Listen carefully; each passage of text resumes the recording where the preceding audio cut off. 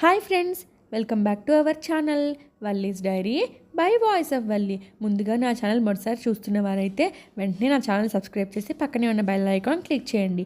నేను పెట్టే కార్తీక పురాణం అధ్యాయాలన్నీ మీకు నోటిఫికేషన్లలో వస్తాయి. కార్తీక పురాణము 14వ అధ్యాయము. ఎద్దుకు అచ్చుపోయుట. కార్తీకంలో చేయకూడని పనులు. మహారాజా, కార్తీక మాసంలో వృషోత్సర్గం చేయటం చాలా చాలా శ్రేష్టము. వృషోత్సర్గం అంటే ఎద్దుకు అచ్చు వేసి విడిచిపెట్టడమే. ఈ విధంగా ఎద్దును విడిచిపెట్టినందువలన గోవులకు గర్భధారణ అవకాశం కలిగించిన వారమవుతాము.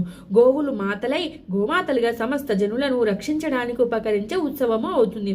మహారాజా, దాని వలన గైలో శ్రాద్ధం పెట్టిన పుణ్యానికి 1000 రెట్లు కలుగుతుంది. కార్తీక మాసంలో ఎద్దులను అచ్చువేసి విడిచిపెట్టినందువలన పుణ్యము పురుషార్థము కలుగుతాయి. మనకు మోక్షము ముక్తి సిద్ధిస్తాయి. పితృదేవతలు సంతృప్తి పడి తరిస్తారు. కార్తీక పూర్ణమి నాడు ఉసిరికాయలను దానం చేస్తే మోక్షం లభిస్తుంది. కార్తీక వ్రతం చేసే ముందు శివలింగాన్ని దానం చేస్తే 14 తరాల వాళ్ళు మోక్షాన్ని పొందుతారు. కార్తీక వ్రత దీక్ష పరులకు సత్ఫలితాలు లభిస్తాయి.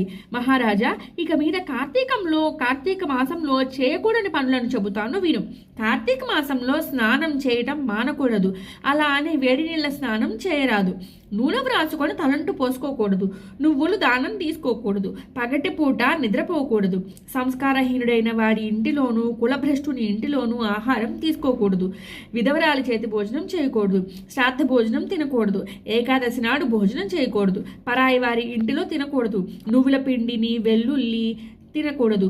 ఎవరి ఎంగిలి తినకూడదు. కంచు పాత్రలో అన్నం తినకూడదు. దీపారాధన చేసే విషయంలో అలక్ష్యము నిర్లక్ష్యము చేయకూడదు. దేవతారాధన చేసేవారిని ఎగతాళి చేయకూడదు. వ్రతాలు ఆరాధనలు చేసేవారితోటి వెటకారాలు ఆడకూడదు. వేద శాస్త్రాలను ధర్మశాస్త్రాలను నిందించకూడదు.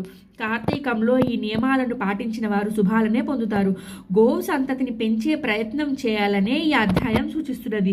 వేదశాస్త్ర పురాణ ఇతిహాసములలో మానవులు చేయవలసిన చేయకూడని పనులు చెప్పబడుతూ ఉంటాయి. చేయమని చెప్పిన వాటిని చేయకపోవడము, చేయవద్దని చెప్పిన వాటిని చేయటము రెండు దోషాలే.